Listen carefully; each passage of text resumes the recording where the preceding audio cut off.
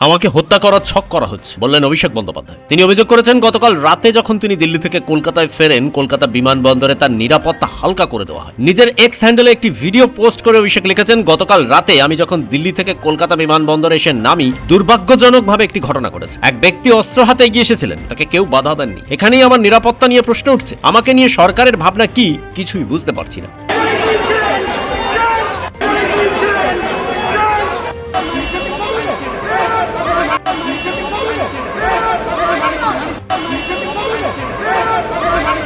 গতকাল দিল্লি গিয়েছিলেন তৃণমূল সাংসদ অভিষেক বন্দ্যোপাধ্যায়। স্পিকার ওম বিড়লার সঙ্গে দেখা করেন তিনি। সেখান থেকে ফেরার পরেই কলকাতা বিমানবন্দরে তিনি যখন নামেন, তখন বেশ কয়েকজন ডিম ও ডিমের ট্রে হাতে দাঁড়িয়েছিলেন। যদিও অভিষেককে তারা ডিম ছুটতে পারেননি, নিরাপত্তা রক্ষীরা তাদের ধরে অন্যত্র নিয়ে যায়। সাংসদ অভিষেক বন্দ্যোপাধ্যায় অভিযোগ করেছেন তাকে খুনের চেষ্টা করা হচ্ছে। একই অভিযোগ করেছেন ডেরেক ওব্রায়েন। তিনি বলেছেন, বন্দুক হাতে যে ব্যক্তি অভিষেকের দিকে এগিয়ে এসেছিল সে বিজেপি সমর্থক। বিমানবন্দরের বাইরে আরো কিছু প্রমাণ পাওয়া গেছে। এটা কি খুনের চেষ্টা নয়? তৃণমূলের মহিলা সমর্থকরা তাকে ধরে ফেলেন। অভিষেক বন্দ্যোপাধ্যায় ও ডেরেক ওব্রায়েন পুলিশের ভূমিকা নিয়েও প্রশ্ন তুলেছেন। ব্যুরো রিপোর্ট, পূবের কলম ডিজিটাল।